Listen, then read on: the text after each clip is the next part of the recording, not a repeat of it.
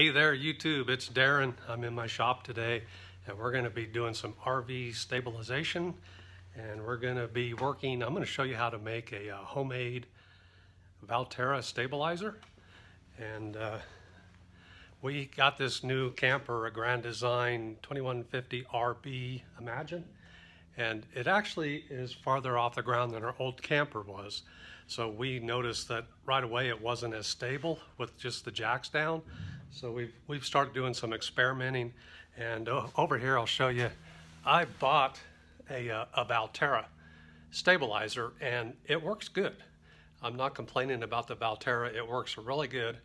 I'm going to show you how to make one, which I think works better, and we're going to see if we can test it, give it a shake test and see which one's actually stabler.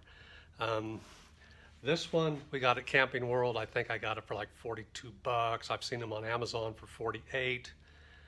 And the one I made, I'll show you here in a second. I think I got it for about 30 bucks material. It is harder to install though, but that's the Valterra, and I'm going to show you, I'm going to put that one on. We'll do a shake test, and then I'll do my homemade one. We'll do a shake test and see if we can tell a difference. So one thing I want to tell you guys, if you're not using these tire X chocks over here, you need to be using these right here. They lock between your tires. You tighten them with a bolt on the top, and this is way better than the wedges that you put under there, the chocks that can slip and roll around or scoot. When you tighten these up, it's like putting brakes on the wheels. The wheels don't move, and they're, especially if you're sitting on a hill, or you could maybe get sliding or something. So I would 100% say get these X chocks. I don't see too many of them at campgrounds, but if you're, they're just superior. And if you're using those wedges, you know, throw them away. Get those X chocks, and we notice right off the bat that stabilizes a camper a bunch. So let's get to the Valterra test. So the way I'm going to measure this is just a level in the camper set up in the rear, and I'm just going to stomp on the floor back and forth, and we'll watch the bubble move. Now all four stabilizers are down, slide is out, there's no reinforcing, so let's see how much that thing will move.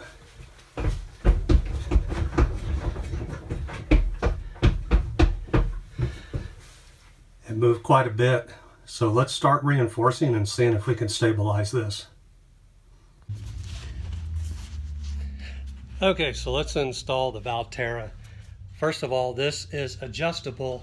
Back here there's a little pop pin. There's 3 settings for height. It comes with the ratchet straps. It says place it under the bumper or near the rear of the camper. On my camper, there's nowhere else to put it than under the bumper, so we actually contact the bumper. So it's pretty easy to put in. You slide it in, and then you're going to have to hook these over here.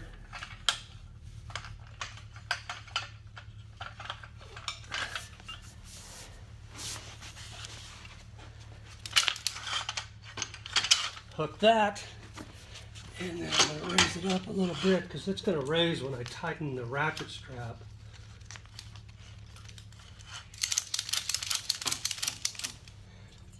And that's my spare tire thing, so I need to make sure it's setting on that. It's going to contact that, but there's nothing I can do. Square it up to the bumper, and then as you tighten, it raises, and you can see tension coming on there. And you really don't have to tighten it a lot, just a little bit. Maybe 2 or 3 clicks tight, and that really lifts the bumper. Sometimes you'll actually lift the jacks on the camper with the Valterra. So yeah, double check. See, that one got a little loose, so I'll tighten it up just a little bit. But that contacts the bumper, a little tight on the strap.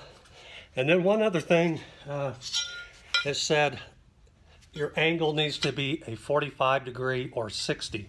And I've already tested it with my speed square here. We're, if you can see that, I don't know if you can. We're exactly 45 degree angle. I know that looks like a lot of angle, but it says 45 to 60. So you could actually have a steeper angle than this, but I put it on a 45. So let's go in and shake it and see how the Valterra performs, and I'll tighten that jack down here too. All right, we're ready for shake number 2. This is the 4 jacks on the camper down and the Valterra installed on the bumper. And I'm going to kind of jump back and forth left to right in the camper and watch the bubble. You're going to notice it moves way less than the first test.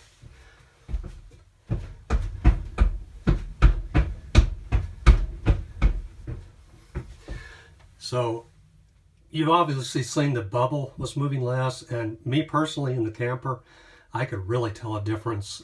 Okay, so for my invention, what I used is just here what they call a cargo bar. It has a ratchet, and this extends, and then you can ratchet. I'll show you how I install this here in a second. I got 2 of these. One I got at Lowe's, 26 bucks, and then Harbor Freight had them for 23. They're the exact same bar, the same company, everything's identical. So if you're doing this on the cheap, Harbor Freight, 23 bucks. And then use these straps. I got these at Lowe's, a 4-pack. They're 10 foot. Works perfect for this. This was like 14 or 15 bucks. And you need 2 straps. So yeah, for the price of the cargo bar and 2 straps, you're actually getting this done for about 30 bucks. You know, not a real big savings considering you can buy one for $42, $48 range. But I think it works better, and we're going to test it and see. So let me install this, and I'll show you how I put it on. So one thing I will say, this does take more effort to put on than the Valterra. But if you don't mind doing stuff, I guess I don't mind doing stuff. This actually pivots. So you put it in the jack here. And I lock it in here on the bottom.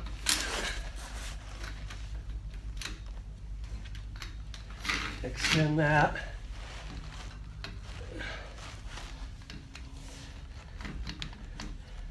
So once I get it there, it's time to tighten it slightly. You don't need to really push those out much. There, you seen that jack move a little bit? That's probably good enough, just a little tension. And then take your hook here, and I'll show you a close-up of where I'm hooking this. But you want to hook high up by the frame. I always find a nice solid place here on the jack that I can hook to, because that's where your strength comes from, off that frame. You're hooking something that moves to something solid. And then come down here, and again hook low, right behind the jack. Take your tension out. So now I'm hooked on the frame and hooked down here low. And a little tension, don't go crazy with this. Just enough to pull against that rod.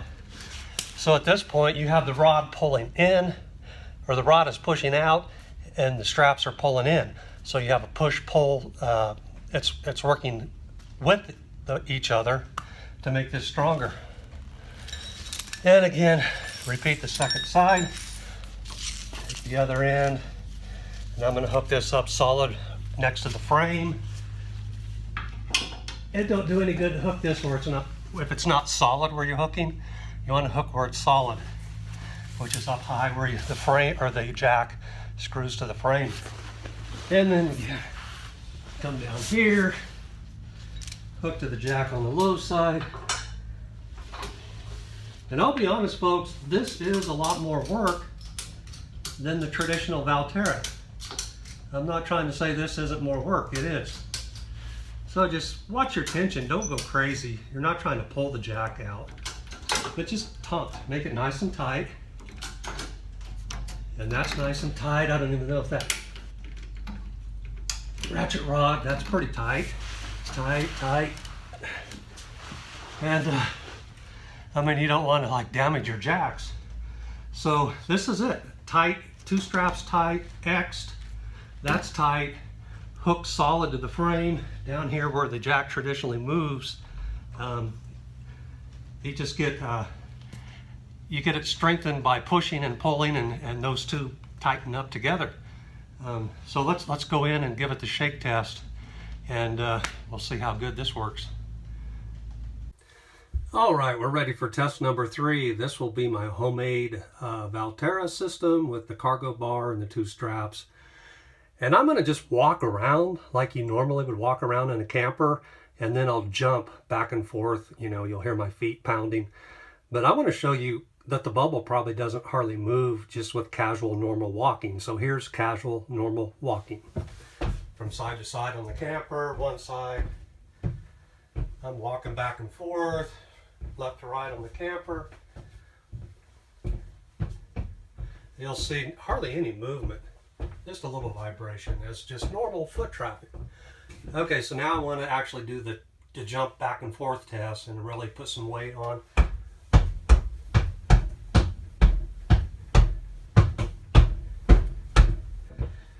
As you can tell, you could probably hear my footsteps when I was jumping back and forth.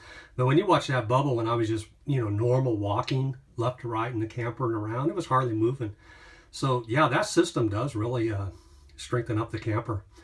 So we really like it. There you go, folks. I hope you liked that video, a homemade Valterra. You can do it for about 30 bucks, and you'll see my level there. That's how we were gauging the movement, sitting there in the bathroom. And yeah, 30 bucks, a homemade Valterra, and it really does work. When you're in the camper, I think it actually does work better than the factory Valterra. And what we do with that one, the factory one, is I put it out here by the door. They suggest to use 2 of those, one under the bumper, near the bumper, and one under the door.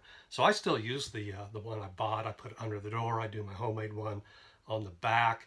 And the X-Chocks, definitely get X-Chocks. They really work. And boy, this camper's solid. And it's just, I like to overdo stuff. So we really like it. This is a brand new camper. We have the Chase Lounge. It's a Grand Design 2150 RB. Has kind of a private bedroom, little kitchen. We love this camper. And I did a video, a tour of this last video, so check that out. And I hope you enjoyed the video. Thumbs up, please comment and subscribe. And we're going to be taking the Grand Design all over Colorado and a few other places coming up. So thanks for watching.